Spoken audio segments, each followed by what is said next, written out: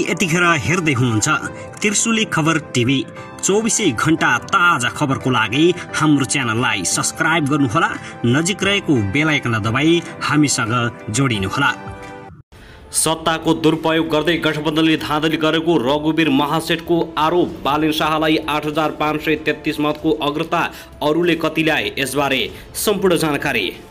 चितवन भरतपुरको वडा नम्बर 6 ले रेणु दाहाललाई दियो गठबन्धनमा कसैले नसोचेको भोट। कति ल्याइन् त रेणु दाहालले? विजय सुवेदीलाई 2000 भन्दा बढी मतले उछिन्दै रेणु दाहाल अग्र स्थानमा। जगन्नाथ पौडेलको कति मत, विजय सुवेदीको कति मत, यसबारे पनि पूरा जानकारी। जगन्नाथ पौडेलको बाँकी उम्मेदवारले रेणु दाहाललाई लाभ। नेकपा एमाले गुमायो। यससँगै जितेका 2वटा वडा सम्पत्तिको सघोषणा गराउनुपर्छ, भूमिमा निजी स्वामित्व हटाउनुपर्छ, डाबा ब्रह्म भट्टराई। पोखरा महानगरको मतगणना रोक्न नेकपा एमालेको माग। गलत परिणाम सुनाएपछि रौतहटको एसनाथमा मतगणना रोकियो, दलका प्रतिनिधि लगाए ताला। राष्ट्रिय सभा बैठकमा नेकपा एमालेको अवरोध। देश गम्भीर सङ्कटमा परेको बेला पनि सरकार सत्ता सेटिङमा व्यस्त भएको नेकपा एमालेको आरोप। अहिलेसम्म 454 पालिकाको अन्तिम परिणाम आयो, कसले कति जिते? नेकपा एमाले दोस्रो स्थानमा, पहिलो बन्यो नेकपा नेपाली काङ्ग्रेस। र बालेन शाहले इतिहासकै नाम रचे, काठमाडौँ हल्लियो। बालेन शाहको यस्तो घोषणाले गठबन्धनमा खैला बैला, नेपालका राजनीतिक दलको नराम्रो हार। अब हेर्नुहोस् पूरा समाचार।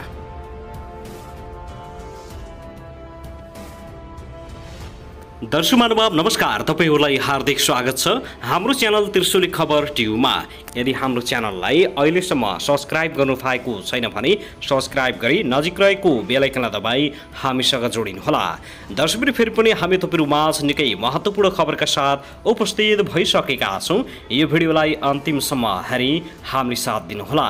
दर्शकबिन हाम्रो मेहनतको लागि एउटा सानो लाइक गर्न भनी नभुल्नुहोला। कहाँदेखि हेर्दै हुनुहुन्छ, के भन्न चाहनुहुन्छ, तपाईको मनमा लागेको प्रतिक्रिया अवश्य पनि कमेन्ट गर्न नभुल्नुहोला। दर्शकबिन के तपाईँ हाम्रो च्यानलमा नियमित श्रोता हुनुहुन्छ? यदि नियमित हुनुहुन्छ भने तल कमेन्ट बक्समा नियमित अथवा रेगुलर लेख्नुहोस्। यदि तपाईँ नयाँ हुनुहुन्छ भने सब्स्क्राइब गरी जोडिनुहोस्, ताकि नयाँ अपडेटका साथ हामी तपाईहरुमा नियमित रूपमा उपस्थित हुने गर्दछौँ। हाम्रा अपडेटहरू तपाईहरुलाई के कस्तो लागिरहेको छ, सल्लाह सुझाव प्रतिक्रिया अवश्य पनि कमेन्ट गर्न नभुल्नुहोला।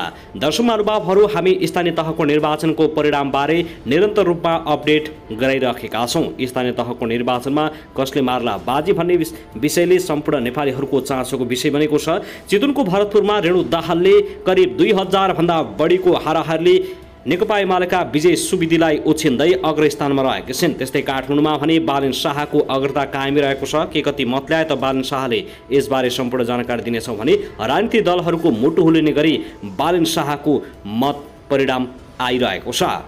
दर्शक महानुभाव, के तपाईँ बालेन शाहको फ्यान हो? यदि हो भने बालेन शाह लेख्नुहोस्, यदि होइन भने अरू राजनीतिक दलको नाम अवश्य पनि कमेन्ट गर्नुहोस्।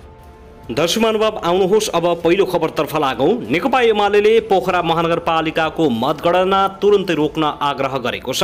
बुधबार अपराह्न एमाले प्रतिनिधिले वडा नम्बर 7 को एउटा मतपत्र सदर कि बदर भन्ने विषयमा पुनः ट्याली गर्नुपर्ने माग गरेका थिए। उक्त माग निर्वाचन आयोगले पूरा नगरेपछि उनीहरूले मतगणना स्थलभित्री नाराबाजी गरेका छन्। त्यसपछि निर्वाचन आयोगले मतगणना स्थलमा नेकपा एमालेका 2 जना प्रतिनिधिलाई मात्र बस्न दिएर सो पार्टीका अरू कार्यकर्तालाई बाहिर निकालेको थियो। नेकपा एमाले कार्यकर्ताले बाहिर नाराबाजी गरेका थिए, तर निर्वाचन आयोगले गणना जारी राख्यो।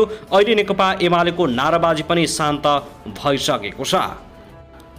दर्शक महानुभाव, त्यसैगरी उता भने निर्वाचन अधिकृतको कार्यालयले परिणाम सार्वजनिक गर्दा त्रुटि देखिएपछि भएको विवादका कारण रौतहटको स्नाथ नगरपालिकामा गैरातीबाटै मतगणना ठप्प भएको छ।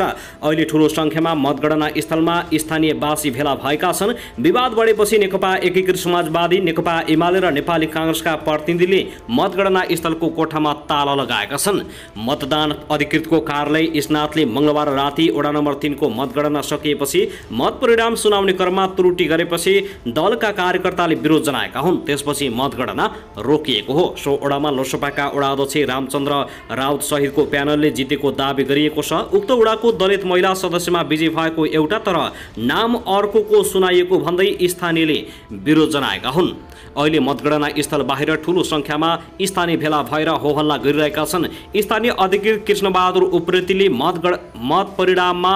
मत परिणाम सार्वजनिक गर्ने क्रममा दलित महिला सदस्यको हकमा प्राविधिक त्रुटि भएको स्वीकार गरेका छन्। वडा नम्बर 3 को दलित महिला सदस्य पदकी लोकसभाका उम्मेद्वार कौशल्या देवी र नेकपा एमालेका गायत्री देवीको मत परिणाम लेखाइमा त्रुटि गरेपछि विवाद बढेको अधिकृत उप्रेतीले जानकारी दिएका छन्। कम्प्युटरमा अपडेट गर्ने साथीले त्रुटि गरेका छन्, त्यसमा हामी क्षमा याचना माग्न चाहन्छौँ। रौतहटमा निकै ठूलो तनावग्रस्त मचिएको छ।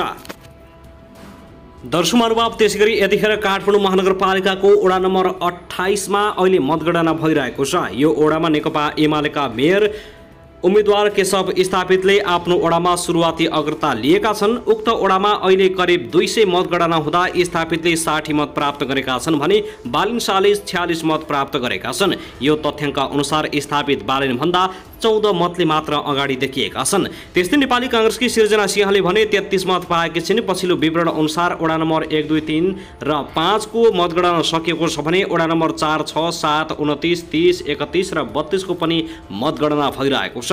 हालसम्म बालिनले 17,558 र स्थापितले 9,056 र सिर्जना सिंहले 8,128 मत मात्र प्राप्त गरेका छिन्। बालन शाहले जित्नेमा काठमाडौँवासीहरू ढुक्क भएका छन्। बालन शाहको अग्रताले राजनीतिक दलका शीर्ष नेताहरूको मुटु हल्लिएको छ। नेकपा एमाले आत्तिएको छ भने नेकपा एमालेलाई विभिन्न देशका ठूला सहरहरूमा विरासत जोगाउन निकै मुस्किल देखिएको छ। गठबन्धन भारी थियो, त्यसैमाथि काठमाडौँ महानगरमा भने बालन शाहको दारी नै भारी बनेको छ।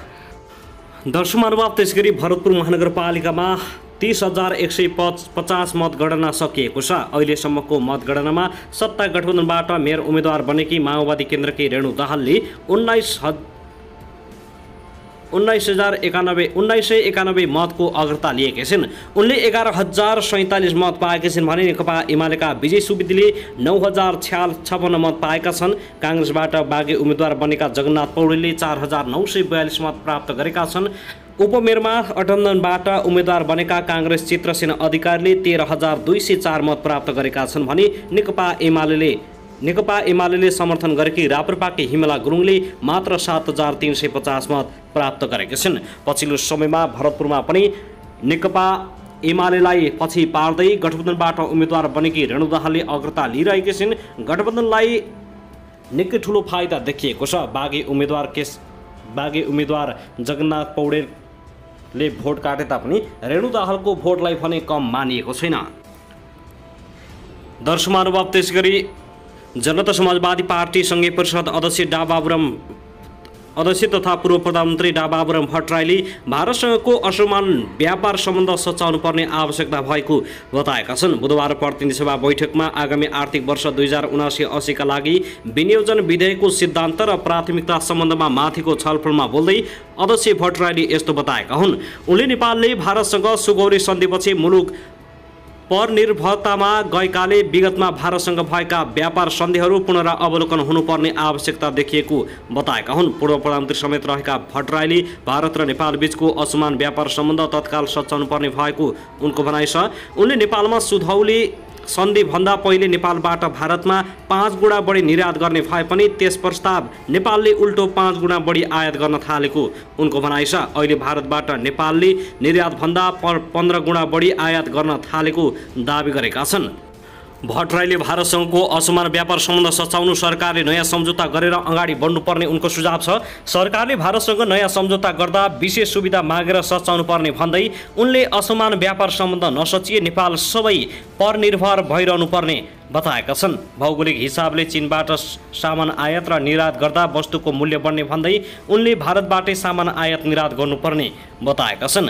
उनले व्यक्तिगत सम्पत्तिमा एकपटक कर मिनाहा गर्ने गरी सम्पत्तिको सुघोषणा कार्यक्रम सरकारसँग माग गरेका छन्। भूमिमा निजी स्वामित्वको अन्त्य गर्नुपर्ने भट्टराईको माग छ। भोगाधिकार व्यक्ति रहे पनि भूमिमाथि राज्य वा समुदायको स्वामित्व स्थापना गर्नुपर्ने भट्टराईले जोड दिएका छन्।